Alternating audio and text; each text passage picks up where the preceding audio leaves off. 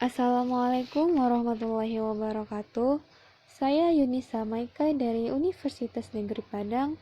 Pada kesempatan kali ini, saya akan menjelaskan tentang perkembangan masyarakat berbasis multikultural dimensi horizontal.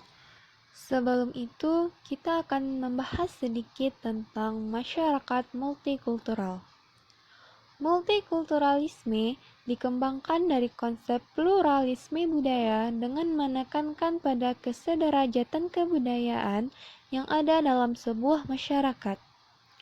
Multikulturalisme ini mengusung semangat untuk hidup berdampingan secara damai dalam perbedaan kultur yang ada, baik secara individual maupun secara kelompok dan masyarakat.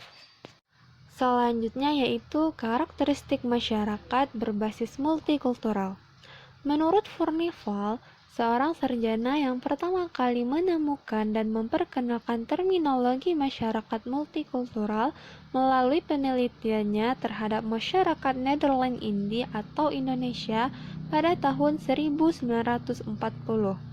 Menurutnya, karakteristik utama masyarakat multikultural yaitu orang hidup berdampingan secara fisik, tetapi karena perbedaan sosial budaya, mereka akhirnya terpisah dan tidak tergabung dalam suatu unit politik.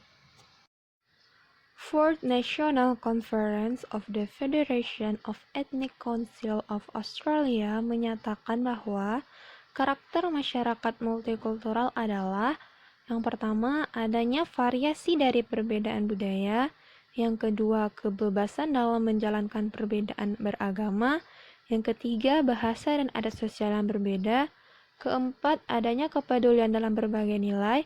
Dan yang terakhir, semua kelompok etnik menekankan toleransi budaya, bahasa, dan agama meskipun berbeda antara satu dengan yang lainnya, agar mereka tidak kehilangan identitas. Sekarang kita akan membahas tentang perkembangan masyarakat berbasis multikultural dimensi horizontal. Yang pertama yaitu pluralitas suku bangsa.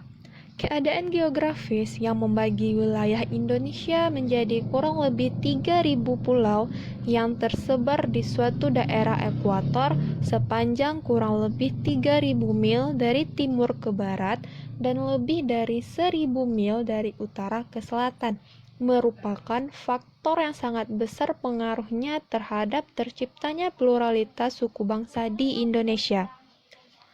Ketika nenek moyang bangsa Indonesia yang pertama kali datang secara bergelombang sebagai imigran dari daerah yang sekarang kita kenal sebagai Tiongkok Selatan, kira-kira 2000 tahun sebelum Masehi, keadaan geografis Indonesia pada saat itu telah memaksa mereka untuk harus tinggal menetap di daerah yang terpisah antara satu sama lain.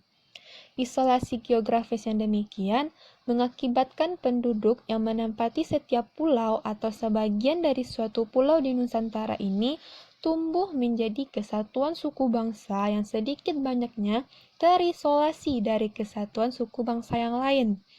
Tiap kesatuan suku bangsa terdiri dari sejumlah orang yang dipersatukan oleh ikatan-ikatan emosional serta memandang diri mereka masing-masing sebagai suatu jenis tersendiri. Dengan perkecualian yang sangat kecil, mereka pada umumnya memiliki bahasa dan warisan kebudayaan yang sama. Lebih daripada itu, mereka biasanya mengembangkan kepercayaan bahwa mereka memiliki asal-usul keturunan yang sama, satu kepercayaan yang sering kali didukung oleh mitos-mitos yang hidup di dalam masyarakat. Yang kedua, pluralitas agama. Kenyataan bahwa Indonesia terletak di antara Samudra Indonesia dan Samudra Pasifik sangat mempengaruhi terciptanya pluralitas agama di dalam masyarakat Indonesia. Karena berada di tengah-tengah lalu lintas perdagangan laut melalui kedua samudra tersebut, maka masyarakat Indonesia sejak lama telah memperoleh berbagai pengaruh kebudayaan bangsa lain melalui para pedagang asing, mulai dari pengaruh kebudayaan India, Cina, Persia, sampai Eropa. Semua pengaruh kebudayaan tersebut kita jumpai dalam bentuk pluralitas agama di dalam masyarakat Indonesia. Yang ketiga, pengaruh Hindu-Buddha. Pengaruh yang pertama kali menyentuh masyarakat Indonesia berupa pengaruh kebudayaan Hindu dan Buddha dari India sejak 400 tahun sebelum Masehi. Hinduisme dan Buddhaisme ini pada waktu itu tersebar meliputi daerah yang cukup luas di Indonesia, serta lebur bersama dengan kebudayaan asli yang telah lama hidup. Namun demikian, terutama di Pulau Jawa dan Pulau Bali, pengaruh agama Hindu dan Buddha ini tertanam dengan kuatnya sampai saat ini. Cerita seperti Mahabharata atau Ramayana sangat populer sampai sekarang. Bahkan, pada beberapa suku bangsa seperti Sunda, Jawa, atau Bali, pengaruh cerita-cerita itu sudah dianggap sebagai bagian atau ciri dari kebudayaannya. Pengaruh yang paling menonjol dari agama Hindu bisa kita temukan pada masyarakat Bali. Walaupun ada sedikit perbedaan karena tentunya unsur budaya asli masih dipertahankan, namun pengaruh agama Hindu tertanam kuat pada kepercayaan masyarakat Bali.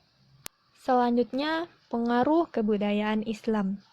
Pengaruh kebudayaan Islam mulai memasuki masyarakat Indonesia sejak abad ke-13. Akan tetapi, baru benar-benar mengalami proses penyebaran yang meluas sepanjang abad ke-15. Pengaruh agama Islam terutama memperoleh tanah tempat berpijak yang kokoh di daerah-daerah di mana pengaruh agama Hindu dan Buddha tidak cukup kuat. Pengaruh reformasi agama Islam yang memasuki Indonesia pada permulaan abad ke-17 dan terutama pada akhir abad ke-19 itu pun tidak berhasil mengubah keadaan, kecuali memperkuat pengaruh agama Islam di daerah-daerah yang sebelumnya memang telah merupakan daerah pengaruh agama Islam. Sementara itu, Bali masih tetap merupakan daerah pengaruh agama Hindu.